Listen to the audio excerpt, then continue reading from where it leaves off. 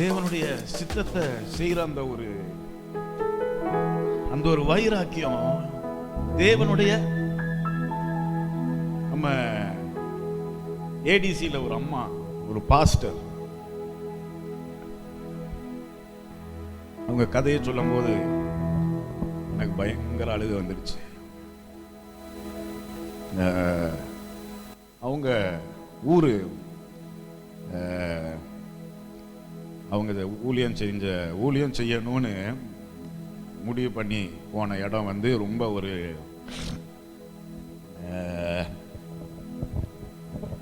கிறிஸ்தவத்துக்கு ரொம்ப எதிரான ஒரு இடம்.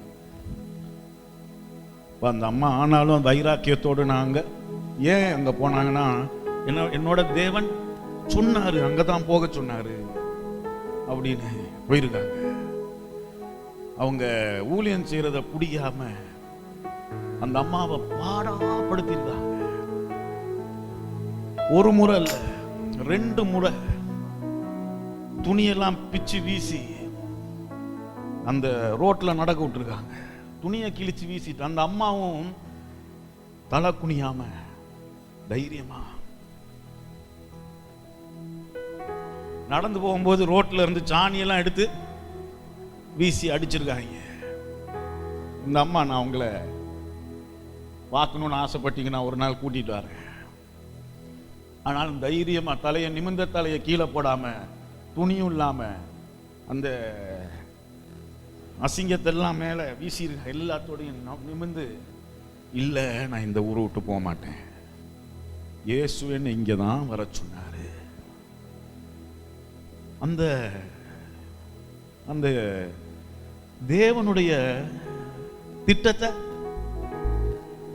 செய்யணும்ன்ற அந்த வைராக்கியம் பாருங்க, அது எங்கேயோ ஒரு இடத்துல நம்ம தொலைச்சிட்டு இப்ப எல்லாம் சுயம்தான். எதுக்கு தேவன் தேவை? இன்னைக்கு என்னுடைய தேவைகளை சந்திக்கிறதுக்கு எனக்கு ஒரு தேவன் தேவை, அவ்வளவுதான். கிறிஸ்தவம் அப்படி தொடங்கவே இல்லையே, கிறிஸ்தவம் அப்படி தொடங்கவே இல்லை.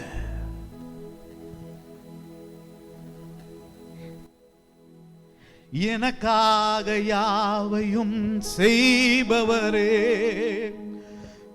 செய்து முடிப்பவரே,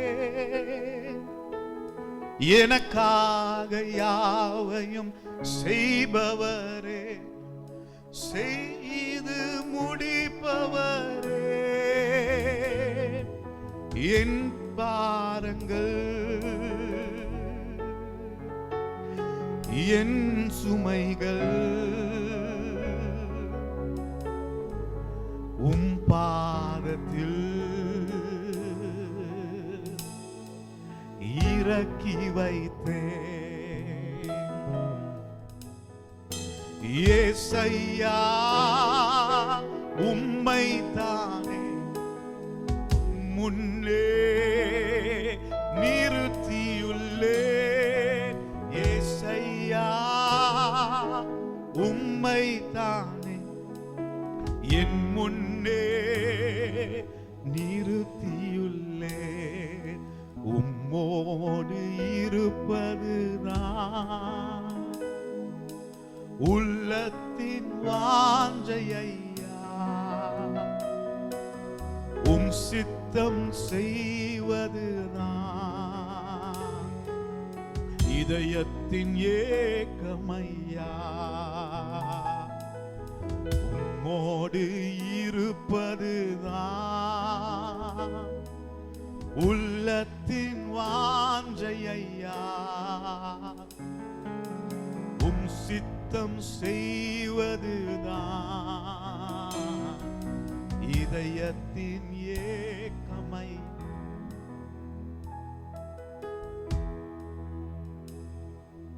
இன்னும் ஒரே ஒரு வரி பாடுவோமா? இரக்கமும் உருக்கமும் நீடிய சாந்தமும் கிருபையும் உள்ளவரே, இரக்கமும் உருக்கமும் நீடிய சாந்தமும் கிருபையும் உள்ளவரே, என் ஜீவனை அழிவு நின்று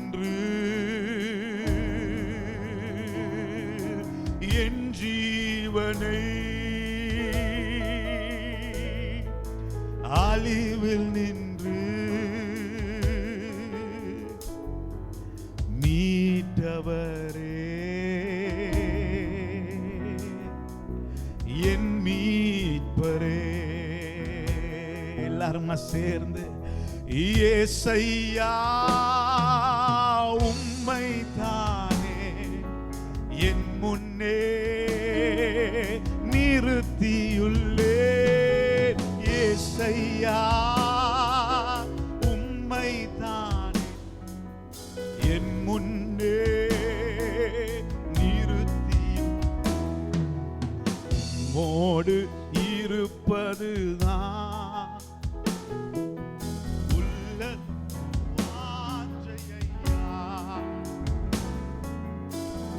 சித்தம் செய்வதுதான் இதயத்தின் ஏக்கமையா.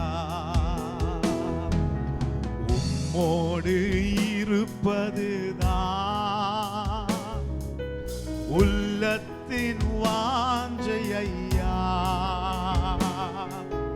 உம் சித்தம் செய்வதுதான் இதயத்தின் ஏக்கமை.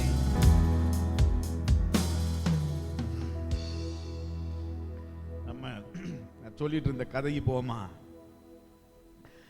2014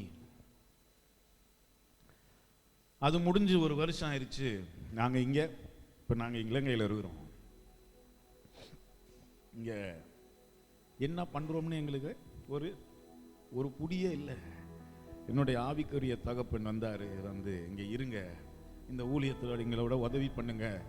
நானும் போய் ஜெபிச்சேன், இங்கே தான் இருக்கணும்னு அந்த தேவன் சொல்கிறது எனக்கு தெரியுது, காரனுக்கும் தெரியுது. 2 பேரும் இருக்கலான்னு முடிவு பண்ணிட்டோம். அப்போ 2015 இன்னொரு தீர்க்கதரிசி வராரு, வந்து சொல்றாரு,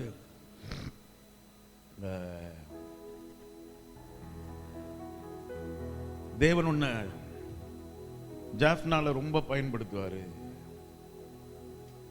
இந்த தேசத்துல தமிழ் பேசுற எல்லா ஊழியக்காரர்களும் உன்னை அறிவாங்க, உன்னை தேடி வருவாங்க, உனக்காக ஆவலா காத்திருப்பாங்க.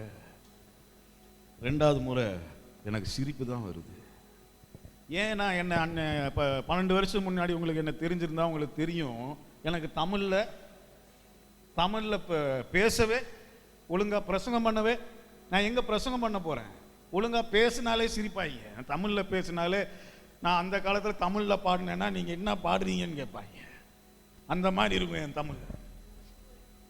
ஆமாம், நம்ம நான் எப்படியும் ஒரு 1/2 மணி நேரம் பேசிட்டு தான் உங்களால. ஆனால் இவர் சொல்றாரு, தமிழ் பேசுறவங்க எல்லாம் நான் திரும்பவும் அதை சிரிச்சுட்டு விட்டுட்டேன் பாருங்க. அதுக்கப்புறம் ஒரு நாள் தேவன் திட்டமா பேசி சொல்றாரு. என்ன சொல்றாரு? ஒரு தமிழ் சபை ஆரம்பிக்க சொல்றாரு. எனக்கு என்ன சொல்றதுன்னு நான் நினைச்சேன், இது தேவனா இருக்க வாய்ப்பே இல்லைன்னு தான் நினைச்சேன்.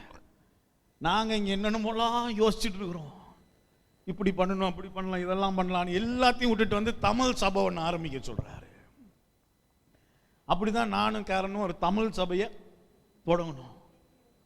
தொடங்கி அப்பவும் இப்ப பேசுற மாதிரிலாம் அப்ப நான் பேசியிருக்க மாட்டேன். உங்களுக்கு ஞாபகம் இருந்தா திக்கி திணறி வேர்த்து தமிழ்ல.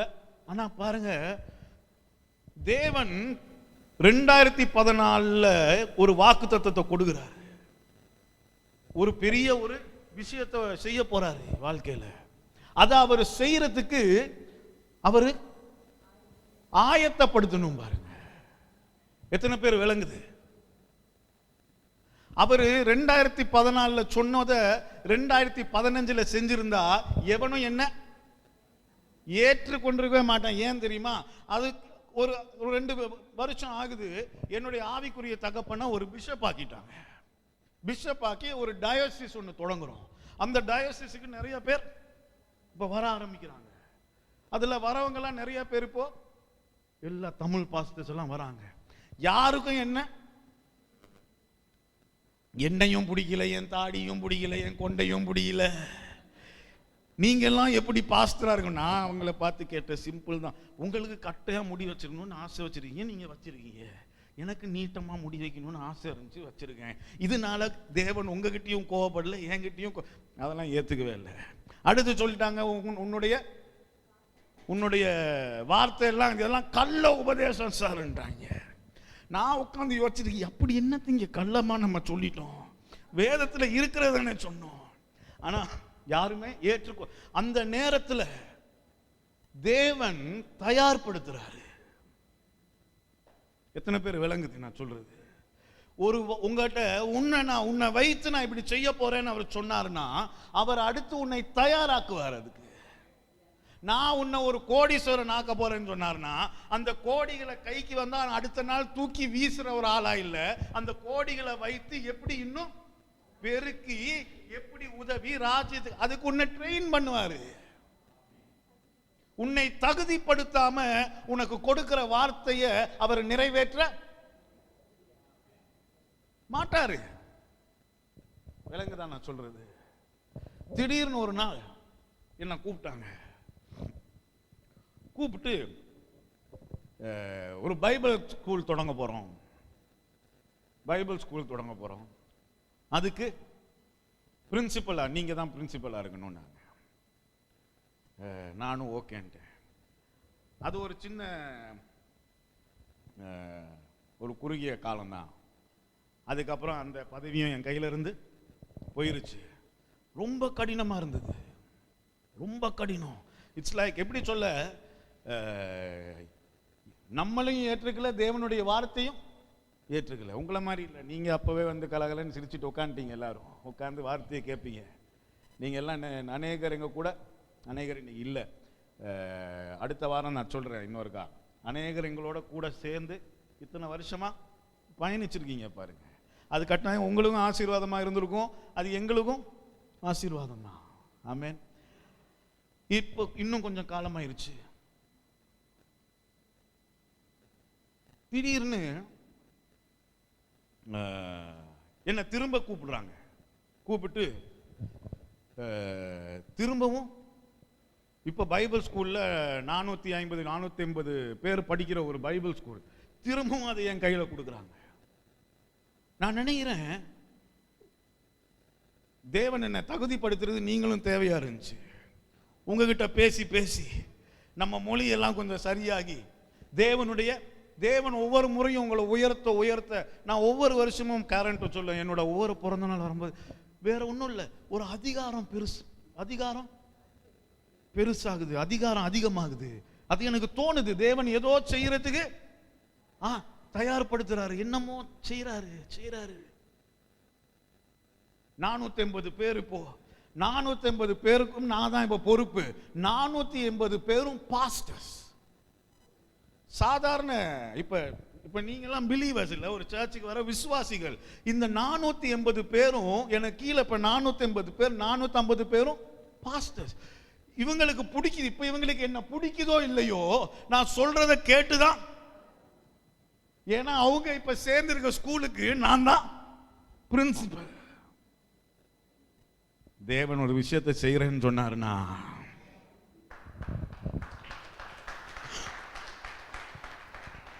நான் இப்ப போயிட்டு அவங்ககிட்ட படிச்சு கொடுக்க தொடங்குறேன். இப்ப என் வார்த்தை அவங்க கேட்க கேட்க திடீர்னு அவங்களுடைய கண்கள் திறக்க, எல்லாம் இப்படிதான் எழுதியிருக்கா. திடீர்னு ட்ரிங்கோ, பேட்டிக்கலோ, ஜாஃப்னான்னு எல்லாரும் இப்ப என்ன கூப்பிடுறாங்க. நீங்க எங்க சபைக்கு வர மாட்டீங்களா? எங்க சபைக்கு 2014 தேவன் சொன்ன வார்த்தை கொஞ்சம் கொஞ்சமா எவ்வளவு வருஷம் ஆகுது. ஆனா நான் உங்ககிட்ட கேட்கிற கேள்வி, இடையில நம்ம என்ன தெரியுமா இடம் கொடுத்துறோம்? எங்களுடைய உணர்ச்சி இருக்கு. தேவன் இப்படி எல்லாம் சொன்னாருன்னு இதெல்லாம் நடக்கிற சாத்தியமே இல்லைங்க. அப்படின்னு அதுக்கு நேரா போகாம நாங்க திசை மாறிடுறோம் நிறைய நேரம். தமிழ் சபை ஒன்ன தொடங்குனா உனக்கு தமிழ் தெரியுதோ இல்லையோ தமிழ் சபையை தொடங்கிடணும். அதை பண்ண பிடிக்குதோ இல்லையோ கட்டாயம் தேவனுடைய சித்தத்தை செய்யற ஒரு இந்த வைராக்கியம் உள்ளுக்கு இருக்கணும். பைபிள் ஸ்கூலுக்கு இப்ப இனிமே நீ தான் ஐயோ எனக்கு தமிழ் அவ்வளவா, நான் இத்தனை நானும் பாஸ்டர்ஸ் எல்லாம் பேசினது ஒன்றும் கிடையாது. தேவன் உன்னை நடத்தி நீ உன் வேலை அதுதான் போன வாரம் தொடங்கினேன். இன்னைக்கு உங்களுக்கு புரிய வைக்கிறேன். போன வாரம் நிறைய பேர் சொன்னாங்க, நீங்க சொன்னது எங்களுக்கு கொஞ்சம் கொஞ்சம் தான் விளங்குச்சு, அப்புறம் எங்களுக்கு விளங்கவே இல்லை. ஆனால் இன்னைக்கு அதை கொஞ்சம் நல்லா விளக்கி கொடுத்துட்றேன். நம்ம நிறைய நேரம் என்னத்துக்கு காத்துட்டு இருக்கிறோம்? எதுக்கு காத்துட்டு இருக்கிறோம்?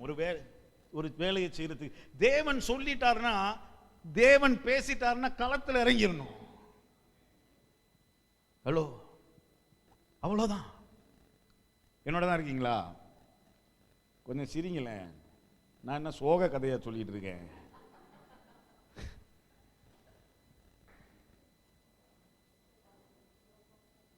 அந்த வேலையை நான் இப்ப 480 போதகர்களுக்கு நான் படிச்சு கொடுத்துட்டு இருக்கிறேன். ஒரு நாள் அந்த காலையிலேயே எங்க டயோசியன் மீட்டிங் ஒன்று நடக்குது. அங்க காலையிலேயே போய் நான் உட்காந்துருக்கிறேன். திடீர்னு என் பேரை கூப்பிடுறாங்க. ஏன்டா என் பேரை கூப்பிடுறாங்கன்னா, பிஷப் வந்து நிற்கிறாரு. கூப்பிட்டு முட்டி போட சொல்றாங்க. நான் என்னடா நடக்குதுன்னு பார்த்தா, அன்னைக்கு டயோசிஸ்ல இருக்க 800 சபைகள் இருக்கு. அந்த 800 சபைகளுக்கு என்ன ஓவர்சியர் ஆக்கிட்டாங்க. ஓவர்சியர்னா என்னது? மேற்பார்வையாளர். 800 போதகர்களுக்கு. என்ன பார்த்தா அப்படி தெரியல, உங்களுக்கு தெரியும் இல்ல? இப்ப பார்த்தா கூட அட நீங்க 800 சபைக்கு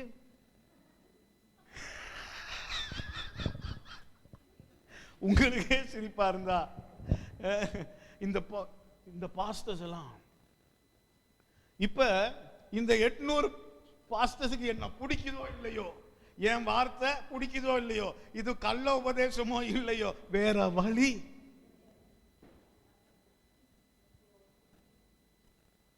அப்ப நான் போய் இவங்களுக்கு படிச்சு கொடுக்கிறேன். திடீர்னு வாரத்துக்கு ஒரு ஆள்னு கூப்பிடுறாங்க. நீங்க எங்களுக்கு ஆவிக்குரிய தகப்பனா இருக்கீங்களா? நான் ஒரு ஆவிக்குரிய தகப்பன். இதெல்லாம் பாஸ்டர்ஸ். நான் ஆவிக்குரிய தகப்பன் ஒரு தேடிக்கிட்டு இருந்தேன். நீங்க தான் எனக்கு வேணும். உங்க வார்த்தை எங்க சபைக்கு வருவீங்களா? நாங்க போக தொடங்கணும். போகும்போது தான் நினைச்சோம், இது இப்படி பண்ணா சரி வராது அப்படின்னு. நாங்க ஒரு கான்ஃபரன்ஸ் நடத்த போறோம் அப்படின்னு. அந்த கான்ஃபரன்ஸ் பேர் வந்து பாதைக்கு வெளிச்சம். பாதைக்கு வெளிச்சம்னா வார்த்தை. அப்ப நாங்க என்ன முடிவு பண்ணோம், ஒரு சபையா போயிட்டு பேசிட்டு இருக்கலாம். யோசிச்சு பாருங்க, நான் இங்க ஒரு கூட்டத்தை முடிச்சுட்டு, நான் முந்தி அப்படிதான் பண்ணுவோம். இங்க கூட்டத்தை முடிச்சுட்டு நைட்டு கிளம்பி இங்க இருந்து கூட்டம் முடிஞ்ச கைக்கு பேட்டிக்குள்ளோ போவேன். பேட்டிக்குள்ளோ போயிட்டு 3 ஹவர் தூங்கிட்டு அடுத்த நாள் காலையில அந்த சர்ச்சில் பேசுவேன். பேசிட்டு அவங்களெல்லாம் ஜெபிச்சுட்டு திரும்ப வருவேன். நான் சொன்னேன், இதெல்லாம் வேலைக்கு ஆகாது, இதெல்லாம் வேலை. தேவன் 10 வருஷத்துக்கு முன்னாடி சொன்னார் இல்ல ஜாஃப்னால. அப்ப நம்ம என்ன பண்ணோம்? இது இப்போ எனக்கு பண்ண பிடிக்குதா பிடிக்கலையான்றது இல்ல, இது இப்ப என்னுடைய கடமை. தேவன் சொல்லிட்டார், தேவன் பேசிட்டாருன்னா அதுக்கப்புறம் நான் சொல்றேன் விளங்குதா உங்களுக்கு? அதான் சொல்றாரு, நீ என்னை ஆண்டவரேன்னு கூப்பிட்டு நான் சொல்றத நீ எதையும் செய்யலனா, கேட்கறது செய்யலனா, அப்புறம் நான் என்ன ஆண்டவர், நீ என்ன ஆண்டவர்னு கூப்பிடுறதுக்கு நீ எதுக்கு? நீ என்ன ஆண்டவர்னு கூப்பிட தொடங்கிட்ட. ஆண்டவர்னா என்னது? லார்ட். ஆண்டவர்னு சொல்லிட்டாலே அதுக்கப்புறம் உன் வேலை, நான் சொல்றேன் நீ செய்யற. இன்னைக்கு கிறிஸ்தவம் எப்படி தெரியுமா இருச்சு? நான் சொல்றேன் நீங்க எனக்கு செய்யுங்க, நீங்க எனக்கு செய்யலன்னா நான் உங்க கூட கோபம். எனக்கு அதை கேட்டாலே வருமே கோபம். நீங்க யாரு தேவனிடத்துல கோச்சுக்கிறதுக்கு? அவர் தேவன். ஹலோ, நம்ம யோனா மாதிரி. யோனாவுக்கு யார் மேல கோபம்? ஏன் கோபம்? அவர் சொன்னதை இப்ப அவர் என்னது அழிக்கிறேன்னு சொன்னாரு, இப்ப அழிக்கலையாம். ஏண்டா டே அவர். ஆனா நம்ம தேவனை பற்றி விளங்கிக்க வேண்டிய ஒரு விஷயம், அவரு சொன்ன உடனே அப்படியே செஞ்சிடணும், நான் கேட்கறத கேட்கிற மாதிரியே செய்யணும், அவர் வேற மாதிரி செஞ்சிடக்கூடாது. அதை நினைக்கிறது நான் யாரு? என்னோட யோசனை எப்படி இருக்குன்னா, அந்த சங்கீதக்காரன் எழுதின மாதிரி, யார் இந்த மனுஷன், அவன் மேல இவ்வளவு அக்கறையா இருக்கீங்க, அவ்வளவுதான். யார் இந்த எஸ்ரா, இவ்வளவு அக்கறையா இருக்கீங்க? அவன் மேல பேசணும் ஒவ்வொரு வார்த்தையும் தரையில விழுகாத படிக்காத நீங்க நிறைவேற்றிட்டே போறீங்க. ஆனா அது எஸ்ராவுக்காக இல்ல. அவரு நான் உன் பெயரை பெருமைப்படுத்துவேன்னு சொன்னார்னா அது உன்னை பெருமைப்படுத்துறதுக்காக இல்ல, பெருமைப்படுத்தப்படுகிற உன்னுடைய பேரு அவர் மகிமையை கொண்டு வரணும்ன்றதுக்காக. விளங்குதா? அப்படிதான் தொடங்கணும் பாருங்க. பாதைக்கு வெளிச்சம். கான்ஃபரன்ஸ் வைக்கிறோம். இப்ப என்ன பண்ண போறோம்? அங்க ஹோட்டல் ரூம் புக் பண்ணிடுவோம், அவங்களுக்கு சாப்பாடை கொடுத்துருவோம், அவங்க வேலை உட்காந்து நீங்க கான்ஃபரன்ஸ் வைக்கிறோம். இப்ப இத போன வருஷம் மட்டும் நான் உங்களுக்கு ஒரு கணக்கு சொல்றேன். போன வருஷம் மட்டும் எங்களுக்கு கிட்டத்தட்ட 25 லட்சம் செலவாச்சு இந்த கான்ஃபரன்ஸ் நடத்துறதுக்கு. 3 இந்த வருஷம். அதனால நான் இப்ப வரைக்கும் இப்பதான் செய்ய போறேன். எங்களுக்கும் ரொம்ப வேலையாயிட்டு. ஆனா இந்த 25 லட்சத்துல எனக்கு ஏதாவது திருப்பி, இப்ப நம்ம எப்படி யோசிப்போம்? நம்ம ஏதாவது ஒரு இப்ப 25 லட்சத்தை எங்கேயாவது வச்சோம்னா அதுல இருந்து எனக்கு ஏதாவது வரணும்னு தானே பார்ப்போம். அதுதான் சொல்றேன். அது கடமை அப்படி கிடையாது.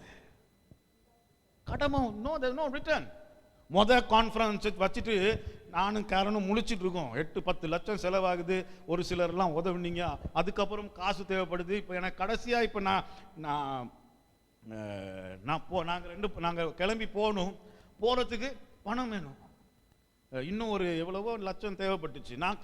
ஆண்டவரே ஏதாவது செய்யுங்க, அவ்வளவுதான் நான் சொல்லுவேன். இல்லாட்டி எதையோ பண்ணி நான் முடிச்சுட்டு வந்துடுவேன். தேவனும் உங்களால் ஏதாவது செய்ய முடிஞ்சா செய்யுங்க பேசி. நான் இப்போ தேவன் ஏதாவது செய்வார்னு எனக்கு கட்டாயம் தெரியும். அப்போ இங்கே ஆளை காணோம். வினோத் தான் வந்தார் திடீர்னு. பாஸ்டர் அப்படின்னு கொஞ்சம் காசு எடுத்து கையில் கொடுத்தார். நான் பார்த்துட்டு நான் சொன்னேன், வேண்டாம் உங்களுக்கு நிறைய சொன்னார். நான் உங்கள் மகன் தானே, ஒரு மகன் கொடுத்தா எடுத்துக்க மாட்டீங்களா? உடனே நான் எடுத்துட்டு இப்படி தான் போயிட்டு நாங்கள் கான்ஃபரன்ஸ் நடத்தினோம். போனா 100க்கு மேல பாஸ்டர்ஸ் உட்காந்துருக்கிறாங்க. வார்த்தையை அப்படி தாகத்தோட கேட்டு, நீங்க இந்த மாதிரி பாஸ்டர்ஸ் எல்லாம் எங்க சேர்ல ஏறி கையை தட்டி விசில் அடிச்சு வார்த்தையை கேட்டுட்டு இருக்காங்க. எனக்கு அங்கேயே நான் நினைச்சிட்டு இருந்தேன், தேவனே ஒரு ஆமென் சொல்லுங்களேன். தேவன் சொன்னாரு, அதை நிறைவேற்றாரு. அதை நிறைவேற்றுறது என்னையும் தயார்படுத்திட்டு இப்போ இந்த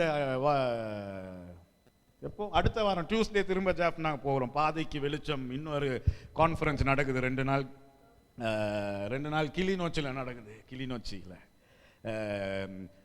100க்கு மேற்பட்ட பாஸ்டர்ஸ் ஏற்கனவே ரெடி ஆயிட்டாங்க, எல்லாம் வராங்க. நாங்கள் முல்லைத்தீவு போனோம். முல்லைத்தீவில் இந்த சுற்றி இருக்க கிராமங்கள்ல இருந்து எல்லா பாஸ்டர்ஸும் வராங்க. ஜாஃப்னா போனால் எல்லாம் வராங்க. இப்போ எங்கே போகிறோம்? கிளிநொச்சி போகிறோம். ஏற்கனவே அவ்வளவு பேர் ரெடி. எதுக்கு? எனக்காக இல்லை, தேவனுடைய. இது எப்படி நடக்குது தெரியுமா? நீங்க தேவனுடைய சித்தத்தை செய்யணும்னு, அவருடைய கடமையை நான் செய்து முடிக்கணும். நீங்க எவ்வளவுக்கு உங்களை வைராக்கியமா உங்களை உள்ளுக்கு கொடுக்குறீங்களோ அவ்வளவுக்கு இதெல்லாம் நடந்துட்டே போகும். இந்த இந்த கான்ஃபரன்ஸுக்கும் அதே செலவு தான். இன்னும் பல லட்சம் கட்ட வேண்டியிருக்கு, எனக்கு தேவை இருக்கு, நான் இன்னும் அதை ரெடி பண்ணிட்டு இருக்கிறேன். கட்டாயம் தெரியும், வெனஸ்டே டியூஸ்டே வெனஸ்டேக்குள்ள ஏதாவது பண்ணிடுவேன். நான் என் மேல இருக்க தைரியம் இல்லை, தெரியும் எதையாவது பண்ணுவேன். தேவன் சந்திப்பாரு, வழிகள் திறக்கும். எனக்கு அது பயம் இல்லை, எனக்கு அந்த யோசனை இல்லை. நான் உங்ககிட்ட என்ன சொல்றேன், இப்படி நாளைக்கு இவ்வளோ தேவைன்னு நம்ம உடனே என்ன பண்ணிடுறோம்? முதல்ல பதறோம், அப்புறம் பயப்படுறோம், அப்புறம் எதையாவது உழப்பி இங்க கூப்பிட்ட எதையாவது பண்ணி.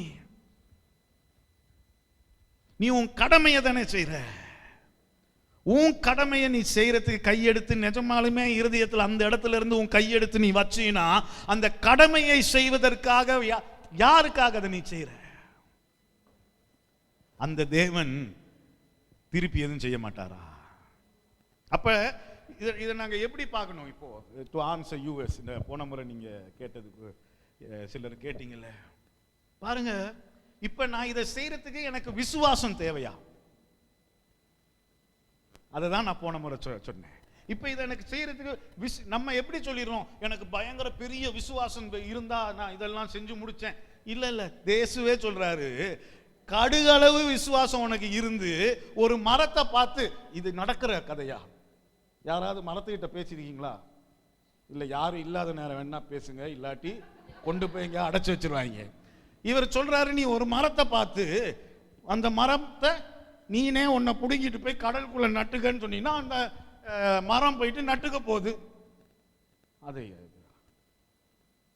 அதை செய்யறதுக்கே நம்ம எப்படி யோசிப்போம்? அவர் சொல்றாரு, ஆனா அதுக்கு கடுகளவு அப்படின்னு சொல்றாரு. ஆனா நீ உன் கடமையை செஞ்சா, இப்ப விளங்குதா? விசுவாசம் எனக்கு கடுகளவு இருந்தா போதும். அந்த விசுவாசத்தை வச்சுட்டு நான் என்னப்பா, இப்ப உன் கடமை என்ன? இப்ப உன் கடமை வேற ஒண்ணும் இல்லை. ரோமர் 13 எடுங்களேன், அதுல அழகா இருக்கு. பாப்பம்மா, என்னோட தான் இருக்கீங்களா? இன்னைக்கு வசனம் வாசிக்கிற 2 பேரையும் காணோம். இல்ல இனி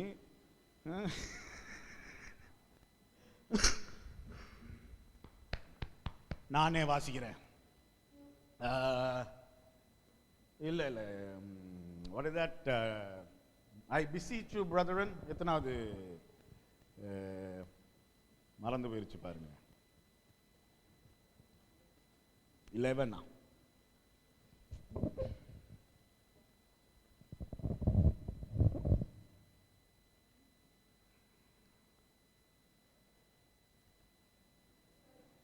டுவெல் 13 12.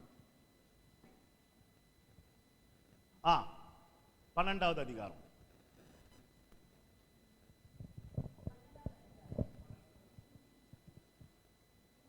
என்னோட தான் இருக்கீங்களா? இப்ப இது உங்களுக்கு விளங்கிரும் பாருங்க. அப்படி இருக்க சகோதரரே, நீங்கள் உங்கள் உன்னையே, மக்கதோனிய சபையை பத்தி படிச்சோம்ல போன 2 வாரமா, அதுல கடைசியில் அவங்களை பத்தி என்ன எழுதியிருக்கு? அவங்க தங்களையே தேவனுக்கு முழுமையா கொடுத்துட்டாங்களாம். யாரும் வற்புறுத்தி இல்லை, யாரும் கட்டாயப்படுத்தி இல்லை. இங்க எழுதியிருக்கு பாருங்க, அப்படி இருக்க சகோதரர், நீங்கள் உங்கள் சரீரங்களை பரிசுத்தமும் தேவனுக்கு பிரியமுமான ஜீவ பலியாக ஒப்பு கொடுக்க வேண்டும் என்று தேவனுடைய இரக்கங்களை முன்னிட்டு உங்களை, இதுவே நீங்கள் செய்யத்தக்க புத்தியுள்ள. அடுத்த வசனம், நீங்கள் இந்த பிரபஞ்சத்திற்கு ஒத்த வேஷம் தெரியாமல் தேவனுடைய நன்மையும் பிரியமும் பரிபூர்ணமான சித்தம் என்னதென்று பகுத்தறியத்தக்கதாக உங்கள் மனம் மறுரூபம் ஆகிறீர்கள். இங்க இவர் இங்கிலீஷ்ல காட்டுங்களேன்.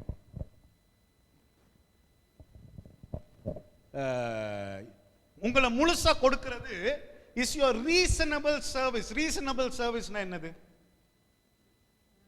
நீ நியாயமா செய்ய வேண்டிய உன்னுடைய கடமை. நீ உன்னையே தேவனுக்கு கொடுக்கிறது நியாயமா நீ செய்ய வேண்டிய உன்னுடைய கடமை.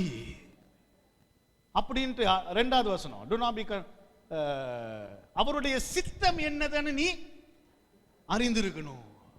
What is God's will? முதலாவது நீ உன்னையே அவருக்கு கொடுக்க வேண்டியது உன்னுடைய நீ கடமை. அவருடைய சித்தம் என்னன்னு நீ அறிந்திருக்கணும். 3வது வசனம் போங்க, இங்க தமிழ்லயே போயிரும். 3வது வசனம் என்ன எழுதி இருக்கு? அல்லாமலும் எனக்கு அருளப்பட்ட கிருபையினாலே நான் சொல்லுகிறதாவது, உங்களில் எவனாலும் தன்னை குறித்து இப்பதான் அவர் வராரு. இப்போ ஒரு சொல்றாரு, நீ உன்னதானே கொடுக்கிறது உன்னுடைய கடமை. நீ உன்னை பெருசா சின்னதா இப்படி எல்லாம் யோசிச்சு உன்னுடைய உணர்வுகளின் படி வாழாத.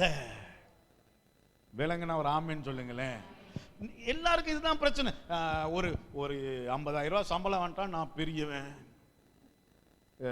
இல்ல, அவர் அப்படி கிடையாது. அப்படி பாருங்க, நல்லா சம்பாதிக்கணும், அதுவும் உன்னுடைய கடமை. குறைஞ்சது ஒரு நல்ல சம்பாரி, உன் குடும்பத்தை நல்லா பார்த்துக்க. தேவனுடைய ராஜ்யத்துக்கு அது உன்னுடைய கடமை. இப்ப விளங்குதா? நீ தேவனுக்கு இப்ப நம்ம கொடுக்கறத பத்தி தானே பார்த்துட்டு இருக்கிறோம். தேவனுக்கு கொடுக்கிறதுன்றது ஏதோ உணர்ச்சி இல்லை. நான் அவரை நேசிக்கிறனால கொடுக்கிறேன். அப்ப நாளைக்கு உனக்கு அவர் மேல நேசம் இல்லைன்னா, ஹலோ, முடிவு பண்ணணும். எப்படி? என்ன தேவன் சொல்கிறான், கொடு அப்பொழுது உனக்கு கொடுக்கப்படும் எழுதி, அவ்வளவுதான். உனக்கு அதுக்கு மேல வேற எதுவும் தேவையே இல்ல. இயேசு சொல்ற, கொடு உனக்கு அப்பொழுது கொடுக்கப்படும்னா, அது இப்போ உனக்கு என்னவாயிரணும்? அது உன்னுடைய கடமையாயிரணும். உன்னையே முழுசா கொடுக்க சொல்றாருல்ல. அப்படின்னா உங்ககிட்ட இருக்கிறத நீ கொடுக்கிறது நேசத்தினால பாசத்தினாலாம் பண்ணு. ஆனா முதலாவது அது உன்னுடைய, யூ அண்டர்ஸ்டாண்ட்னா, அது உன்னுடைய கடமை. கட்டாயமா ஒவ்வொரு மாசமும் சொல்லிருங்க, நான் இப்படி என்னுடைய எனக்கு கிடைக்கிறத இவ்வளத்தை எடுத்து வைக்க போறேன், நான் இதை தேவனுக்காக கொடுக்க கடமை. அவர் சொல்றாரு, உங்களில் எவனாலும் தன்னை குறித்து எண்ண வேண்டியதற்கு மிஞ்சி எண்ணாமல் அவனுக்கு தேவன் பகிர்ந்த விசுவாச அளவின்படி தெளிந்த எண்ணம் உள்ளவனா என்ன உனக்கு அவனுக்கு தேவன் என்ன. இந்த நேரத்தில் ஸ்டீஃபனுக்கு இவ்வளவுதான். நாளைக்கு இது இல்லை, நாளைக்கு இன்னும் அது கட்டாயமே. இன்னைக்கு இதுதான்றதை நீ விளங்கி அந்த இடத்துல இருந்து செயல்படு. இன்னைக்கு இந்த இடத்துல தான் வச்சிருக்க. அது உடனே உன்னுடைய உணர்ச்சிகள் அதுக்குள்ள கொண்டாந்து, என்ன தேவன் இப்படி வச்சிருக்கிறாரு, 2014 வருஷம் சொன்னார், இதெல்லாம் இன்னும் செய்யல. அப்ப ஏன் செய்யல தெரியுமா? நீ இன்னும் உன்னை முழுசா, ஒரே காரணம் தானே ஒழிய, நீ எவ்வளவு கொடுக்குறியோ அவ்வளவுக்கு உன்னை தயாராக்குறாரு. அவ்வளவு சீக்கிரம் 5 நிமிஷம் உட்கார்ந்து ஜெபிக்க முடியல. அப்புறம்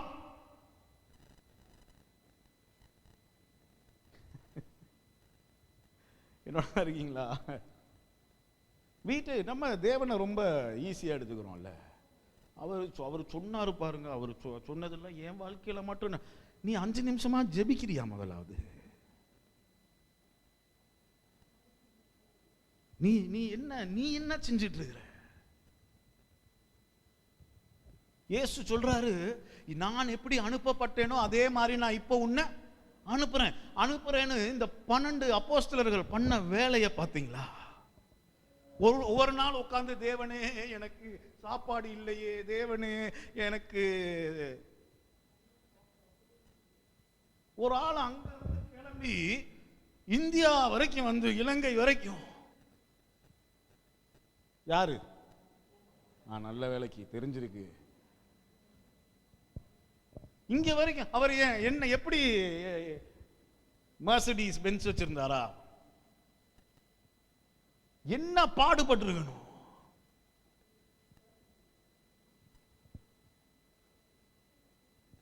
ஒண்ணும் இல்ல, பஸ்ல ஏறி போயிட்டு ஒவ்வொரு ஊர்லயும் இதையாவது அதையும் பண்ணுவேன் நான். ஏன்னா அது அந்த இயேசு அழைச்சிட்டாரே. என்ன கூப்பிட்டு என்ன நம்பி ஒரு நாள் 2 தீர்க்கதரிசிகளை அனுப்பி சொல்றாரு, நான் அந்த தேசத்துல பேர் என்ன நம்பியா? இதுக்கு நீங்க வேற யாரையோ கூப்பிட்டு இருந்திருக்கலாம். இல்ல நம்ம அனிதாவோ ஜூனோவோ இவங்கெல்லாம் இன்னும் கொஞ்சம் பரிசுத்தமா இந்த வேலையை பார்த்துருப்பாங்களா இருக்கும். கொஞ்சம் யோசிச்சு பாருங்க.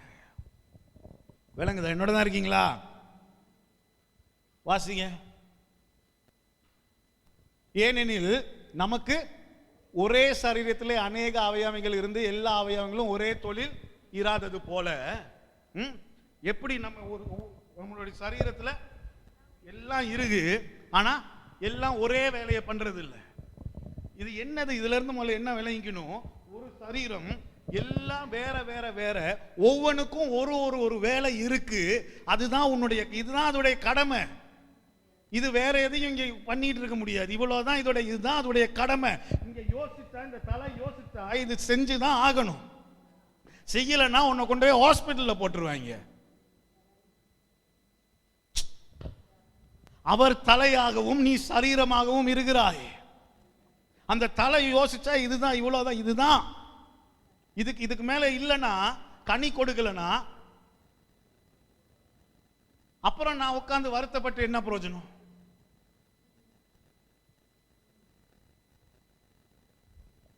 என்னோட தான் இருக்கீங்களா? ஆனா அப்ப நமக்கு கிருபை இல்லையா? கிருபை இருக்கனால தான் சார் இப்படியா இருக்கிறோம். கிருபை இருக்கு, தேவனுடைய கிருபை. அவரு பாடணும்ல, அவரு நீடிய சாந்தமும் பொறுமையும் இரக்கமும் கிருபையும் உள்ளவர். நாங்க அதை யூஸ் பண்ணிக்கிட்டு ஜாலியா உட்கார்ந்து இருக்கிறோம். ஆனாலும் அவருடைய எதிர்பார்ப்பு நம்ம மேல. நான் சொல்ற விளங்குதா? உங்க வீட்டு பக்கத்துல போய் ஒரு 10 பேர்கிட்ட இயேசுவை பத்தி ஏதாவது சொல்லுங்க, சும்மா பேசுங்க. உங்க இயேசுவை பத்தி போய் சுவிசேஷம் சொல்லுங்கன்னு நான் சொல்லல. உங்க வாழ்க்கையை அவங்க முன்னாடி, உங்க வாழ்க்கையை நல்ல பலமா வாழுங்க. உங்க வாழ்க்கையை பார்த்து அவங்களே தேடி வரணும். நம்ம போய் அங்க அவனோட மோசமா நம்ம உட்கார்ந்து இருந்தோம்னா, தேவன் சொன்னது எதுவும் எனக்கு நடக்கல சார், அப்ப எதுக்குடா அந்த தேவன்கிட்ட போறேன்னு தானே அவன் கேட்பான். என்னோட தான் இருக்கீங்களா? எத்தனை பேர் விளங்குது நான் பேசிட்டு இருக்கிறேன்? கடமை பாருங்க. ஒரு நாள் திடீர்னு எனக்கு ஒரு ஃபோன் வந்துச்சு. சொன்னாங்க, இனிமே இந்தியா முழுசையும் நீங்க தான் பார்த்துக்கணும். நான் நினைச்சேன் இந்தியாவில் நாங்கள் சின்ன சின்ன சபைகளை முதல்ல எழுப்புவோன்னு நினச்சிட்டு நான் இந்தியாவுக்கு போகிறேன்.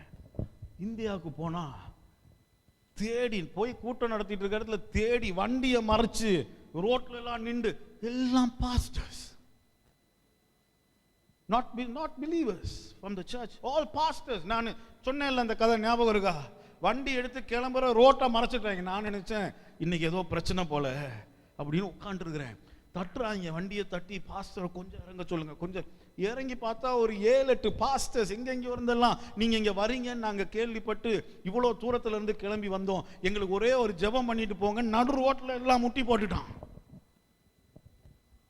அங்க இப்ப இங்க நீங்க போய் நடு ரோட்ல யாராவது 2 பேர் முட்டி போட்டா அங்க உடனே ஒரு 10 பேர் கூட மாட்டான். அந்த மாதிரி இப்போ ஒரு கூட்டமும் கூடிருச்சு. நான் பயந்து என்னடா நடக்குன்னு தெரியாம கையை வச்சா ரோட்ல பட்டுன்னு விழுகிறான். எனக்கு இந்த வம்பு தேவைதான் நான் நினைச்சிட்டு சீக்கிரமா கையை வச்சு ஜெபிச்சுட்டு வண்டிக்குள்ள ஏறி ஓடி வந்துட்டேன். இந்தியா போனோம். அங்கேயும் யாரு தான் வரா? இப்போ உடனே நினைச்சோம், சரி அங்க இங்க எப்படி ஒரு டயோசிஸை தொடங்கணும், அங்க ஒரு டயோசிஸை தொடங்குவோம். தொடங்கலான்னு கூப்பிட்டா 30 பாஸ்டர்ஸ் கிளம்பி வந்துட்டாங்க. உடனே ஆர்டினேஷன் பண்ணுங்க. எனக்கு போன வாரம் ஃபோன் வருது, ஒரு 112 பாஸ்டர்ஸ் இப்போ ரெடியாக வெயிட் பண்ணிட்டு இருக்காங்களாம் ஆர்டினேஷனுக்காக. இப்போ நான் அப்போ இங்கே வந்தா திடீர்னு கூப்பிட்டாங்க, நீங்கள் இனிமே பிஷப் ஆக்கிட்டீங்கன்ட்டாங்க. இப்போ இவங்களுக்கெல்லாம் பிடிக்குதோ பிடிக்கலையோ, என் உபதேசம் நல்லா இருக்கோ நல்லா இல்லையோ, 400 பேர் இல்லை 800 பேர் இல்லை, நீ பாஸ்டர்னு ஒரு இடத்துக்கு வரணும்னு நினைச்சாலே நான் சொல்றது இனிமே நீ கேட்டுதான். அது எப்படி நடந்தது? நான் இன்னைக்கு எனக்கு கொஞ்சம் அப்படி மனசு நல்லா இருக்கு, இன்னைக்கு வேணா ஒரு சர்ச் வைப்போம். அப்புறம் அடுத்த சனிக்கிழமை இன்னைக்கு மூட் சரியில்லை சார், இன்னைக்கு சர்ச் வேண்டாம். இன்னைக்கு எனக்கு நான் நல்லா தூங்கலான்னு நினைக்கிறேன், இன்னைக்கு வேணா தூங்குவோம், இன்னைக்கு லைட்டாக இந்த பக்கம் கொஞ்சம் வலிக்குது, அதனால இன்னைக்கு சர்ச் வேண்டாம். இப்படி அந்த ஜாஃப்னாலாம் வேண்டாம் சார், அவ்வளோ துணை வேணா வண்டியில் போ, இப்படியெல்லாம் உட்காந்துட்டு இருந்திருந்தா கடமை. ஹலோ, நான் யாருன்னு எனக்கு நல்லா தெரியும். அதுக்கு மிஞ்சி என்னை பற்றி நான் யோசிச்சு பயங்கரமாக என்னுடைய உணர்ச்சிகளில் வச்சு சிக்கி அப்படிலாம் ஒன்றும் கிடையாது. இதுதான் எனக்கு கொடுக்கப்பட்டிருக்க வேலை, இதுதான் என் கடமை, என் கடமையில் அப்படி கரெக்டாக இருக்கிறேன். அப்போ நான் செய்கிற வேலை எல்லாம் வாய்க்குது.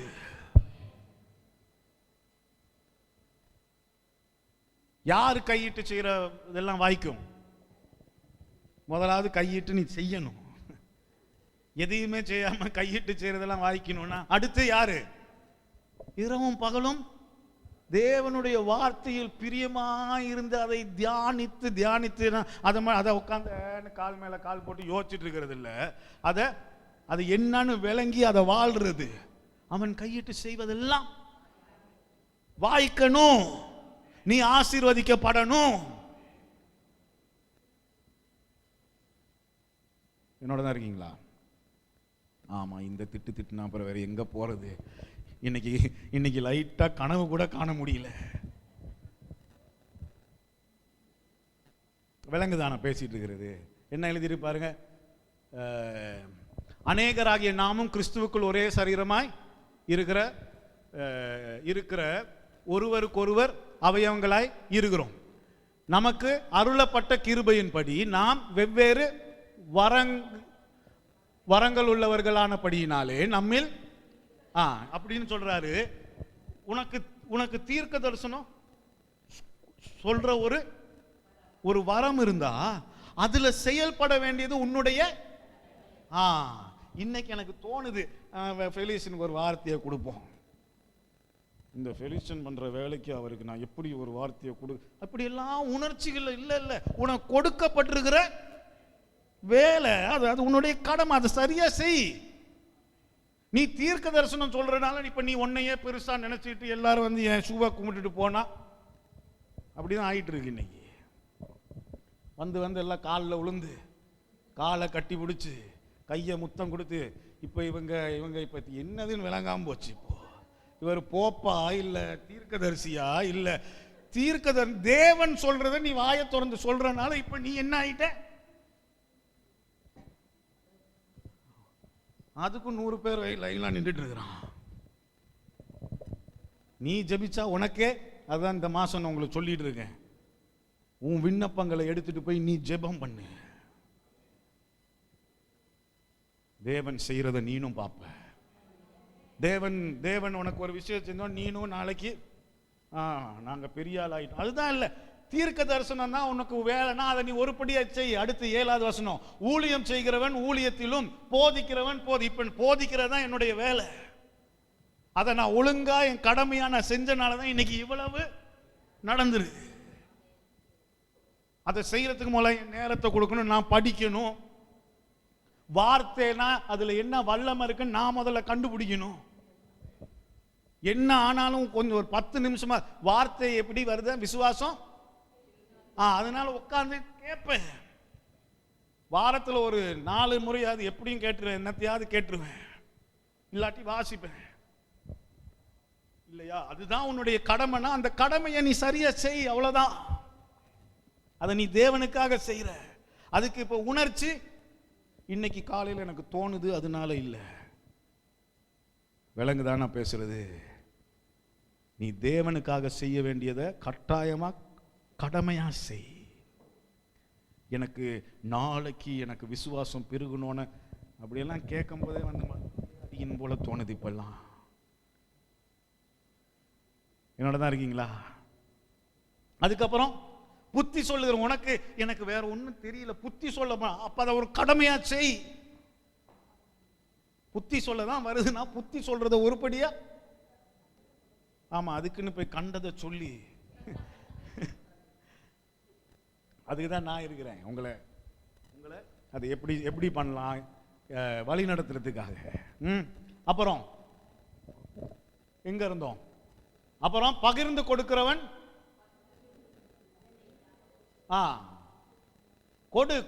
கொடுக்கணும்னு வந்துட்டாங்க. என்ன இருக்கக்கூடாது? ஏன் மிச்சதெல்லாம் அப்படி இல்லை, கொடுக்கிறதுக்கு மட்டும்தான் வஞ்சனையா உள்ளுக்கு யோசிக்கும், வேற எதுக்கும் அப்படி வராது. இந்த கொடுக்கணும்னு வந்துட்டாலே உள்ளுக்கு ஹலோ 50,000 ரூபாய் கொடுக்கலான்னு தோணும். அதுக்கப்புறம் அந்த 50,000 ரூபாய் 45,000 ரூபாய் கொடுத்து பார்ப்போம், தேவன் என்னதான். நம்ம இருதயம் அப்படிதான் யோசிக்கும். அதுக்கு நம்ம என்ன தெரியுமா சொல்லிடுவோம், எனக்கு இல்லை இருந்தா நான் பண்ணியிருப்பேன். இல்லை, ஒரு 1000 முறையாவது நாளைக்கு என்ன பண்ண போறோன்னு ஒரு யோசனை இல்லாம செய்ய வேண்டியதை கரெக்டா செஞ்சுட்டு போயிருப்போம் வீட்டுக்கு. அடுத்த நாள் என் குழந்தைங்களுக்கு என்ன இருக்குன்னு கூட யோசிக்க மாட்டோம். கடமை. விலங்குதான் நான் பேசிட்டு இருக்கிறது. அதனாலதான் சொல்றேன், இந்த கொடுக்கிறதுன்றது இருக்குல்ல, தேவனுக்கு கொடுக்கிறது, அது என்னது? உங்களுடைய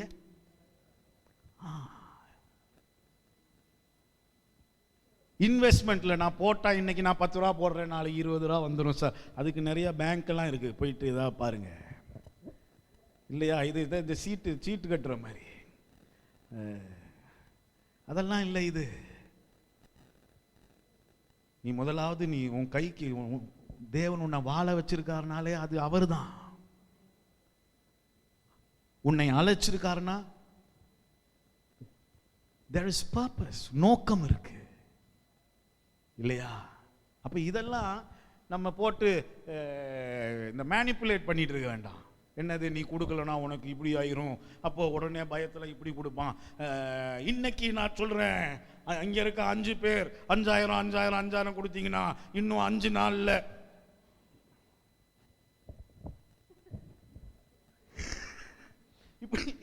இப்படிதான் நீ உலகம் ஓடிட்டு இருக்கு இல்லையா? ஆனா நான் சொல்றேன், முதலாவது இதை உங்களுடைய கடமையா நீங்க யோசிச்சு பாருங்களேன். வேற எந்த வஞ்சனையும் வேணாம். உங்களுக்கு தேவன் கொடுத்திருக்கிற ஊழியக்காரர்கள் நல்லா இருக்கணும்னு ஆசைப்படுறீங்களா? அப்ப அது உங்க கடமை. உங்க சபை நல்லா இருக்கணும்னு ஆசைப்படு, உங்க கடமை. இந்த சபையின் மூலமாக இப்ப நடந்துட்டு இருக்க எல்லா ஊழியமும் சிறப்பா நடக்கணும், அது உங்க கடமை. நாளைக்கு எனக்கு ஒரு 3 லட்சம், கிட்டத்தட்ட 3 லட்சம் கட்ட வேண்டி இருக்கிற, நான் மட்டும் தலையை போட்டு பிச்சுட்டு அது நீங்களும் அது உங்க கடமைன்னு நினைக்க தொடங்கினீங்கன்னா இந்த ஊழியத்தை எப்படி பண்ணிட்டு போலாம்? இப்ப எனக்கு அந்த 3 லட்சம் வேணும்ன்றதுக்காக நான் உங்களை பார்த்து, தேவன் என்கிட்ட சொல்ற மாதிரி இருக்கு, நீ உன் பேங்க்ல ஷர்மிளா வச்சிருக்கிற அந்த காசை அதை ஒன்று என் கையில கொடுத்தா கட்டாயம் ஒரு ஆசீர்வாதத்தை நீ பார்ப்ப, நீனு அந்த விற்கணும்னு நினைச்சிட்டு இருக்க அந்த இடம் உடனே இப்படி நான், அது பேர் தான் மேனிப்புலேஷன். எனக்கு ஒன்றும் இல்லை, எனக்கு வேணும்னா நாளைக்கு ஷர்மிளா கொடு, ஷர்மிளா இந்த கூட்டத்துக்கு எனக்கு இவ்வளோ காசு வேணும் கொடுங்க, அவ்வளோதானே. இதில் எதுக்கு இந்த மேனிப்புலேஷன்? இந்த உங்களுக்கு விளங்குதா? அது ஏன்னா மக்கள் அறிவில்லாம சங்காரமாகிறார்கள். ஓ கொடுத்தா பயங்கரமா வரும், அப்ப போய் கொடுப்போம், கொடுத்தா உனக்கு சுகம் கிடைக்கும். இந்த பணத்தினால தான் எல்லாம் வருதுன்னா அப்புறம் சிலுவை எதுக்கு? அவர் எதுக்கு மரிக்கணும்? அவர் மரித்தனால நீ நல்லா இருப்ப, அவர் மரித்தனால நீ ஆசீர்வதிக்கப்பட்டு இருப்ப, அவர் மரித்தனால நீ சுகத்தோட இருப்ப. இப்ப நீ செய்யறதெல்லாம் ராஜ்யத்துக்கு நீ செய்ய வேண்டிய கடமை. அதுல ஒரு மேனிப்புலேஷன் இல்ல, ஒரு கண்ட்ரோல் இல்ல. உனக்கு எல்லா நன்மைகளையும் போதிக்கிறவருக்கு கலாத்தியர்ல எழுதி இருக்குல்ல, எத்தனை பேர் வாசிக்கிறீங்க? கலாத்தியர் 6:6. நீ போதிக்கப்படுகிறவர்கள் எல்லா நன்மையும் இப்ப அவங்க சிலர் எப்படி தெரியுமா சொல்லிடுறாங்க, இதுதான் பிரச்சனை. உனக்கு நன்மைனா, உனக்கு ஒரு வண்டி வந்துருச்சா, அந்த வண்டியை என்கிட்ட கொடுத்துரு, நீ ஆசை. அப்படி இல்லை, விளங்குதா? என்னெல்லாம் நன்மை வருதோ அதுல அதை நீ எங்க பகிர்ந்துக்க சொல்லியிருக்கு, அவ்வளவுதான். அப்ப அது ஒரு கடமையாச்சு. நான் பகிர்ந்தனால எனக்கு பாஸ்டர் இன்னும் கொஞ்சம் நேரம் செலவிட்டு எனக்கு மட்டும் தனியா படிச்சு கொடுக்கணும். இன்னைக்கு பாஸ்டர் என் மூஞ்ச ஒழுங்கா பார்க்காம போயிட்டாரு, 50,000 ரூபாய் கொடுத்தேன் நானு.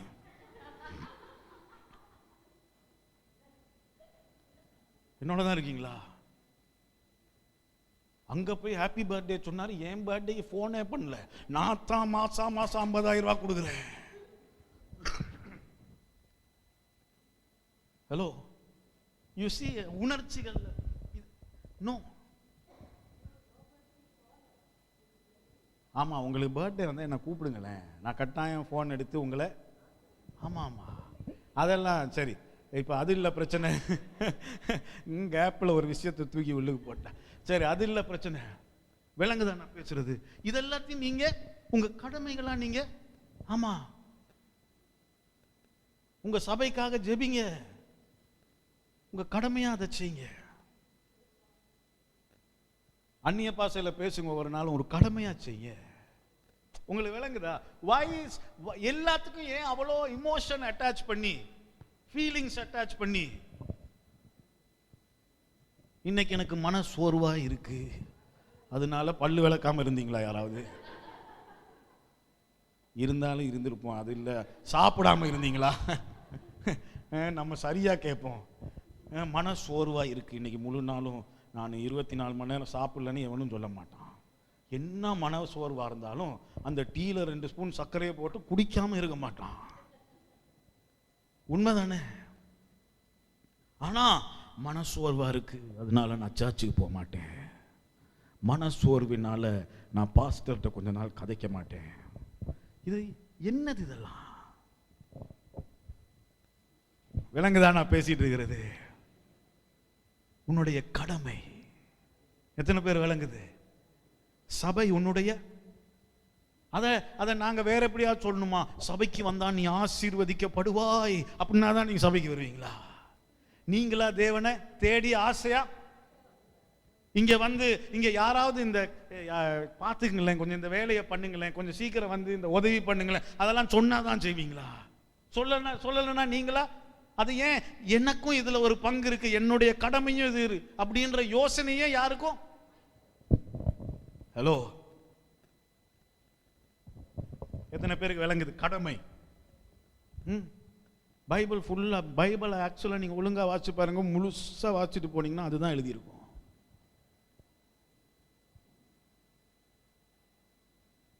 ஆமேன். நேரம் ஆயிடுச்சு, அதனால தான் ஆமேன்னு சொல்றேன். இல்லாட்டி இன்னொரு அரை மணி நேரம் உங்களை வச்சு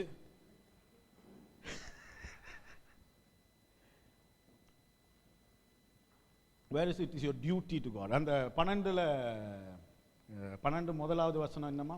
12 இங்கிலீஷ்ல காட்டுங்க. This is your service. And I think one of the translations has duty.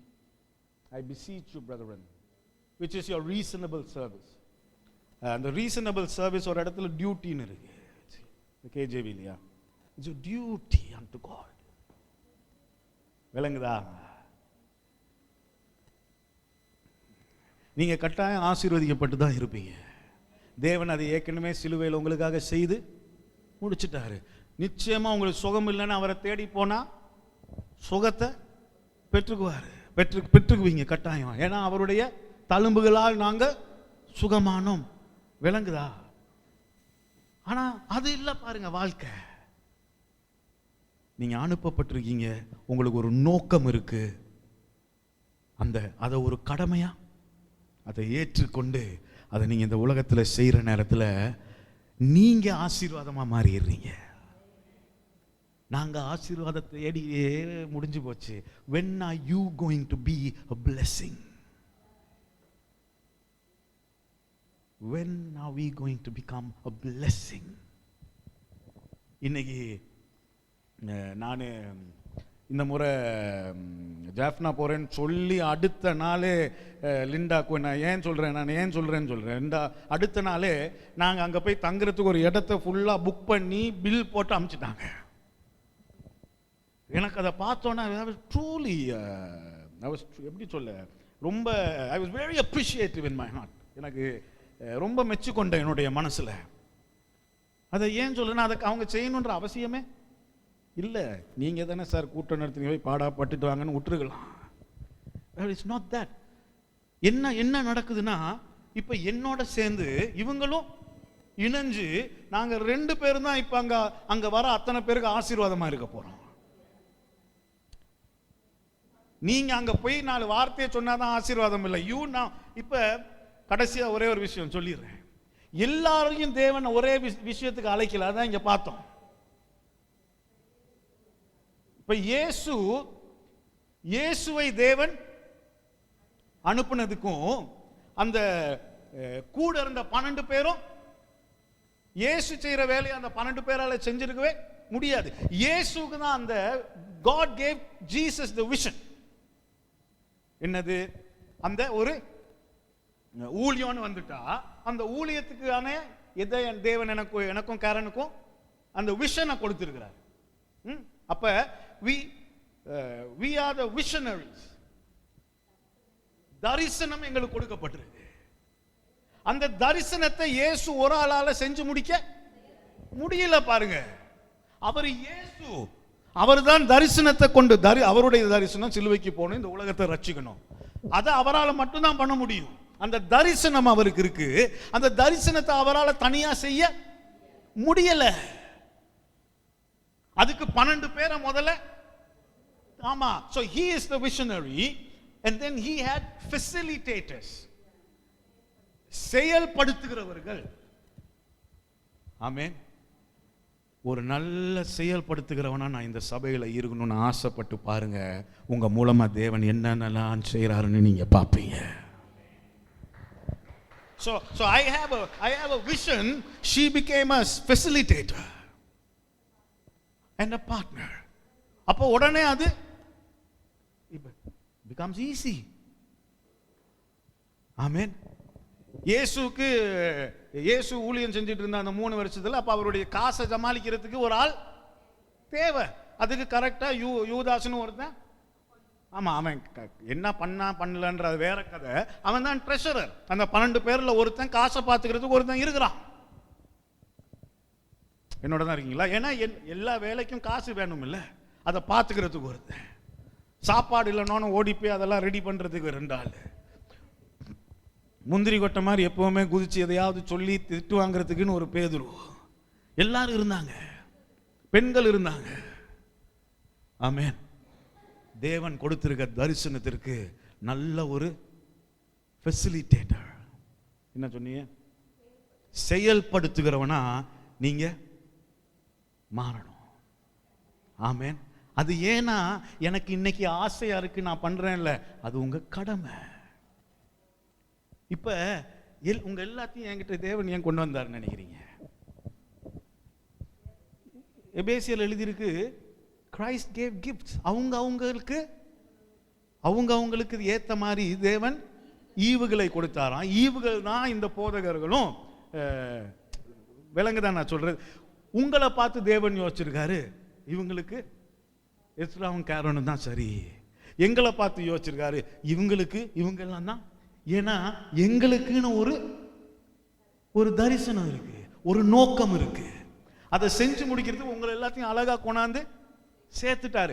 நீங்களும் இப்ப அதுல ஆகும் போது அப்பதான் இந்த கப்பல் இன்னும் நல்ல தூரமா வேகமா செய்ய வேண்டிய வேலைகள் எல்லாம் செய்யறதுக்கு இருக்கிற புயல் எல்லாம் சிக்காம அழகா போக தொடங்கும். ஆமென். விளங்குச்சா? ஜெபிப்போமா?